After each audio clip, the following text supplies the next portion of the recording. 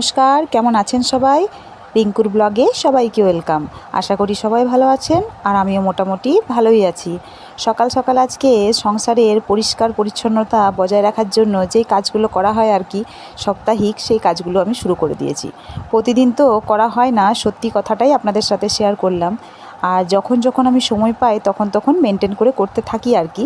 তবে নোংরা মানে দেখলেই মনে হয় যে আজকে একটু নোংরা মনে হচ্ছে, আজকে পরিষ্কারটা করা হয়ে যাক। আর মনে হলেই করতে পারি এরকমটাও নয় কিন্তু।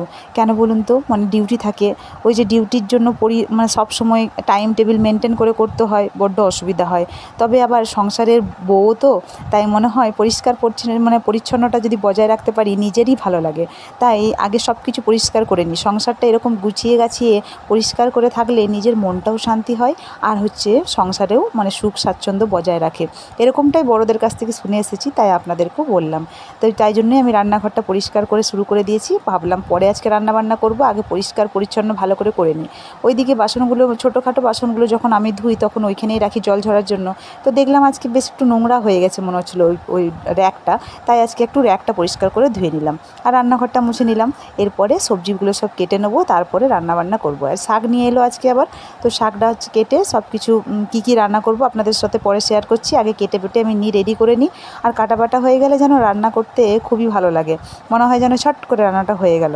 আর আজ আছে আমার নাইট ডিউটি, তাই সকালটা একদম ফাঁকা আছে, তাই ভাবলাম পরিষ্কারগুলো করে নিই। সংসারের কাজ দেখবেন পরিষ্কার পরিচ্ছন্ন, মানে সবাই তো সংসারের কাজ করেই, অবশ্যই করে, বাট তার মধ্যেও মানে পরিষ্কার করে করতে খুবই ভালো লাগে আমার। এই যে আমি কুমড়ো কেটে নিয়েছি, একটু কুমড়ো আলু দিয়ে তরকারি করব, আর একটু বরবটি ওগুলো ভাজা করে দেবো ছেলের জন্য যদি খায়।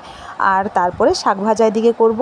আর কি করব, আর কি কেটেছি আপনাদের সাথে দেখাচ্ছি। আগে কুমড়োটা একটু বসিয়ে নিই, আর পাঁচফোড়ন দিয়ে একটু শুকনো লঙ্কা ফোড়ন দিয়ে করে দেবো। কোনো মশলা দিতে লাগে না কুমড়োতে, এমনিতেই ভালো লাগে। আর এই কুমড়োটার তরকারি খেতে পুঁই দিয়ে করলেও খুব ভালো লাগে, আর এরকম করলেও খুব ভালো লাগে। তা আজকে পুঁই শাক নাই, তাই এরকম আলু দিয়ে কুমড়ো দিয়ে তরকারি করে দেবো। আর যেদিন পুঁই শাক থাকে পুঁই শাক দিয়ে, মাছের মাথা দিয়ে ভালো লাগে। এই আপনাদেরকে বললাম পুঁই শাক নাই, তারপরে হচ্ছে রান্নাটা বসিয়েছি, তখন ওর পাপা বাজার থেকে এসে দেখলাম পুঁই শাক এনেছে, তাই দুটো কেটে দিয়ে দিলাম, বুঝলেন তো। বাস হয়েই গেল পূর্ণ আশা। আর এদিকে রসুনগুলো ছাড়িয়ে নিয়েছি, কারণ হচ্ছে ওই লাল শাকটা কেটে নিয়েছি, লাল শাক ভাজা করব।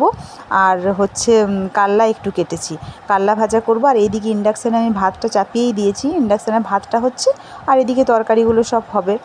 আর আস্তে আস্তে রান্নাবান্না করলেই হবে। দুপুরবেলা একটু রেস্ট নেবো, বিকেলে মানে রাত্রে ডিউটি আছে, তো রাতের খাবার আবার সব সন্ধ্যেবেলায় করব। রুটি খায় তো সবাই। আর এদিকে ভাতটা হচ্ছে, আর এইদিকে হচ্ছে কেটে নিয়েছি শাক, বললাম আপনাদেরকে লাল শাকটা কেটে নিয়েছি। আর ধনেপাতা একটু করে নিয়েছি, ধনেপাতা একটু বেটে নেবো। আর কাল্লা ভাজা, আর ওইদিকে স্যালাড কেটেছি। আর তারপরে মাছ নিয়ে এসেছি, এই যে ছোটো ছোটো চুনো মাছ এনেছে, আর একটা রুই মাছ এনেছে। তো দুটোই পরিষ্কার করে ধুয়ে নিয়েছি। আজকে ভাবছি কোনটা করব। তারপরে হাজব্যান্ড বললো চুনো মাছটাই করতে, সর্ষে দিয়ে এটাকেই করে নেবো। সেই জন্যই চুনো মাছটাই প্রথমে নুন হলুদ মেখে রেখে দিই একটু কিছুক্ষণের জন্য। তারপরে বসিয়ে দেবো একটু সর্ষে বাটা দিয়ে, একটু কাঁচা লঙ্কা দিয়ে, খুব সুন্দর টেস্টি হবে।